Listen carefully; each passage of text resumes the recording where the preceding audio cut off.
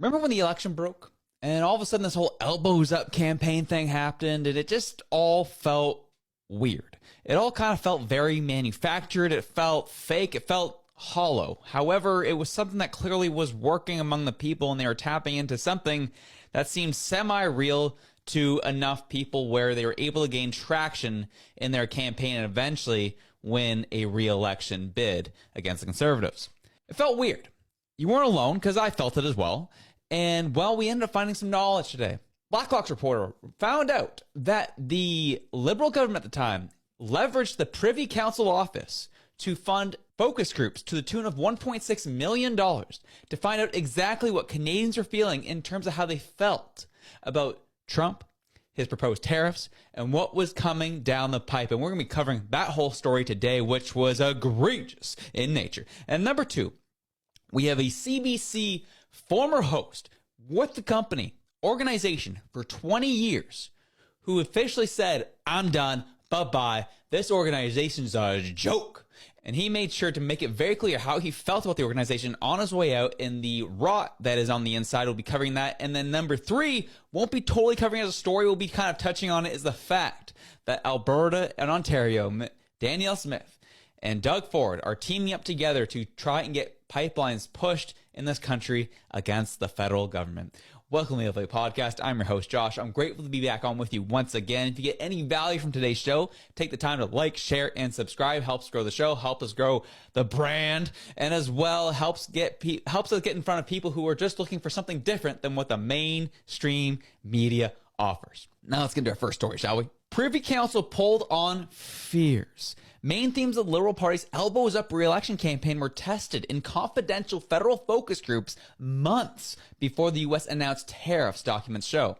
Pollsters hired by the Privy Council found many Canadians were unsettled by Donald Trump and feared mass layoffs from tariffs. You hear it and you're just like, okay, that's what they were doing. But then you got to think about the second side of it, is it's the Privy Council office that they leveraged to make this happen. Privy Council office, we need to be refreshed on what their duties are, is, well, first off, they run support to the cabinet. Their whole goal is to run bipartisan support to the cabinet and the Prime Minister's office. Their whole goal, and what essentially their mandate is to be of support of where they can when it comes to data and gaining insights to help them govern the country better. The PCO works with departments and agencies on their proposals to cabinet called Memoranda to Cabinet, or MCs, challenging departmental submissions to ensure they meet the information needs of cabinet and they are consistent with the government's overall policy direction. Nonpartisan advice to the Prime Minister. The PCO assists the Prime Minister in strategic policy planning, ensures coordination of the government's policy objectives, and manages major issues. For example, the PCO assists the Prime Minister in writing the speech from the throne and works closely with FIN when it prepares the budget. The PCO provides policy advice to specific areas, including foreign affairs, defense, national security, intergovernmental affairs, and any other policy issues of particular concern to the Prime Minister. The PCO advises the Prime Minister on machinery of government issues, governor and council appointments, and constitutional matters. This is the key part. As head of the public service, the clerk of the Privy Council is responsible to the Prime Minister for the overall performance and effective management of the public service. The clerk advances the government's public service management agenda, provides advice on the appointment of senior public service personnel, serves as the spokesperson for the public service, and prepares an annual report on the state of the public service. The weird part is that's where their role stops. They're not supposed to help in party matters. They're not supposed to help in party issues. They're not supposed to aid in any party goals. It's simply to help them be a better governing party as they deal with the Canadian people. That's it. That's all. However, so when you read what they're supposed to be doing, it's like, that's weird. How did that all happen? Why is that all going the way it's going? And so as the Blacklock's reporter goes into more, focus group participants predicted more border security. The view was expressed that border security would be a top priority for the incoming U.S. administration, said the report. Cabinet subsequently announced new border security measures on January 17th. Participants also predicted more defense spending. Several expected that going forward, the U.S. government would likely strongly encourage the government of Canada to increase its defense spending, said the report. Cabinet subsequently announced new military spending on January 24th. The final version of Canadians' views was given to political aides January 20th.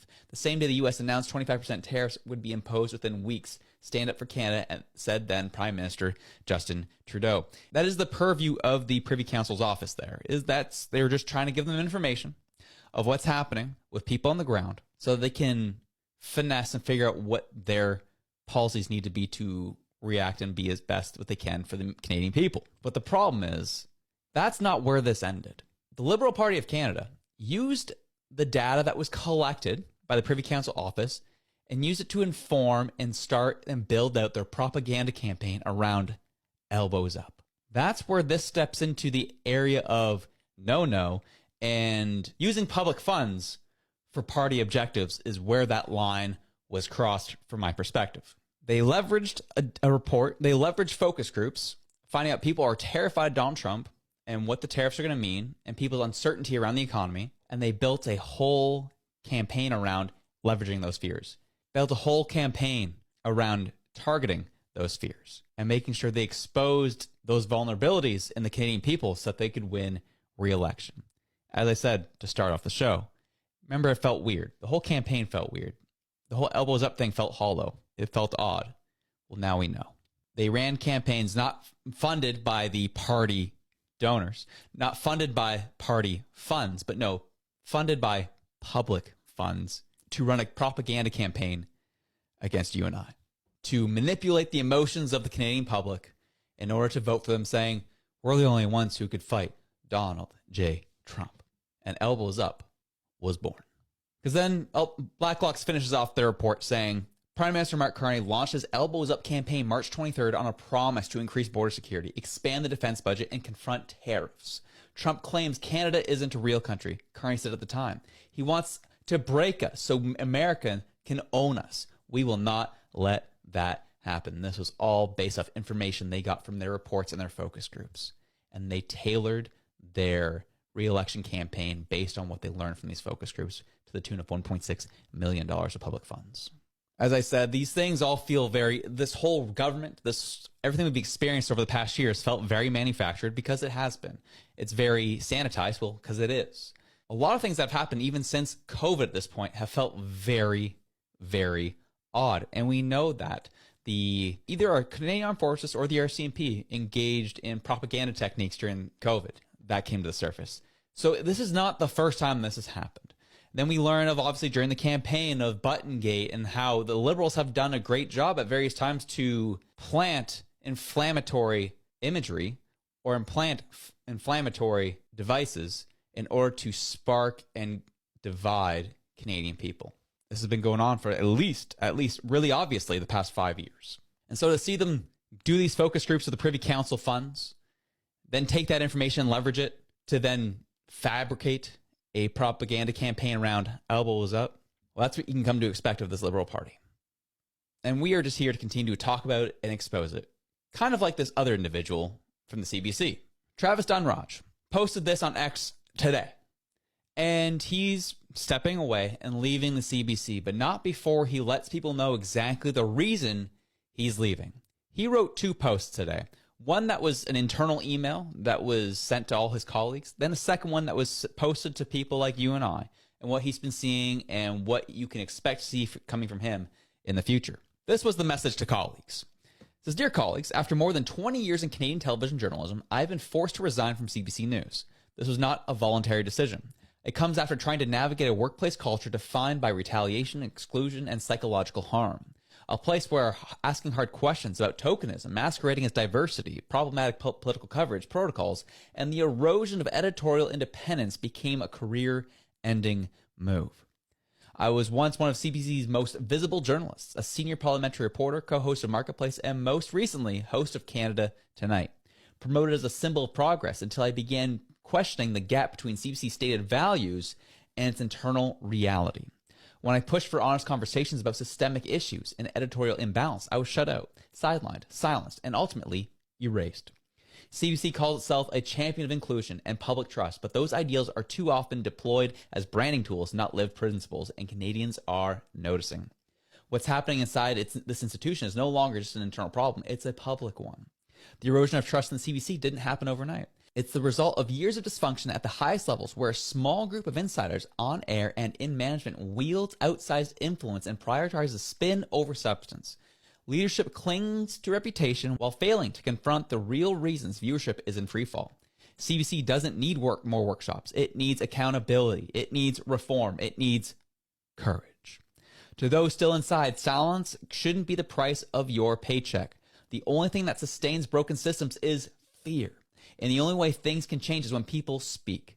I don't know what's coming next, but I know there will be efforts to discredit me, spin, smears, the usual playbook. But I'm not here to protect comfort. I'm here to speak truth, even if I have to do it from the outside. To those who stood by me, thank you. I'll miss the good people I worked with, many of whom are still trying to do journalism the public deserves under impossible conditions. I leave with clarity and my voice intact. You will hear more from me soon. Travis. I commend this gentleman very much so. It's not easy when your paycheck is on the line, your salary's on the line, to say, you know what, screw it. I'm done. I've been speaking out about this internally and you guys shut me down. I've been talking about the issues that we've been seeing, obviously, and you shut me down. To the point now I'm forced to have to step away and sacrifice my salary in the process. But this is a man of integrity. This is a man of principle, and one that we should look to highlight and praise. Because we on the outside, including our show and many others like it, have been calling the CBC for, well, ever. We've seen the rot from the outside, but they claimed, oh, it's all good. No, we believe in journalism. We believe in journalistic integrity. And they then actively go after small creators like myself to make sure we shut up about them and that they can be the only game in town in their corruption. What he said in this was not surprising. What he said in this was not shocking. We've all known about this, but it's nice to see an insider come out and says, no, what you're seeing is correct. We saw what happened during the election. There were some really questionable coverage practices, which I really didn't like. There was a small group of insiders on the air who wield their influence around on the rest of us. And the fact he even called it out there, which I thought was fairly interesting, is that I don't know what's coming next, but I know there will be efforts to discredit me, spin, smears, the usual playbook. Even someone within the organization knows that there is a playbook to go after people who are disruptors, to those who are calling these things out. They will use every mechanism and their power to discredit anyone who pushes against the system. And we're going to watch this happen with Travis. The thing about this, and also so much more, is a lot more is coming to the surface. A lot more is coming out. There is so much rot in our institutions. And you will be pointed out as someone who doesn't care about Canada. You don't like the country. You don't love the country. Then get out. My friends, here's the thing. Sure, we can get out. But however, in the process, we will continue to call out the BS because we love this country. We want to see it become better. We want to see it become stronger. And we want to get the rot out of it in all of our institutions and the victims that rot has claimed. I will be calling all of it out. I don't care what you say. I don't care what ism or ist you throw my way. This will be the conversation until it gets unbearably uncomfortable and you have to face the facts that things aren't the way they say they are.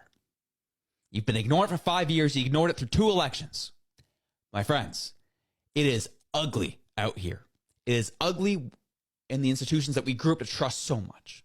And the people calling it out are not the enemy. We are the allies who want to see Canada become better and get back to what it once was. A beacon on the hill for so many. So you can choose to come at me, whatever. But sometime, somewhere, you're going to have to acknowledge the truth. And more of the truth is going to keep coming out. And I'm going to aim to be one of those light sources that beams on the cracks to expose all the cockroaches. But anyways, enjoy your Monday. Have yourselves a good one. I'm out.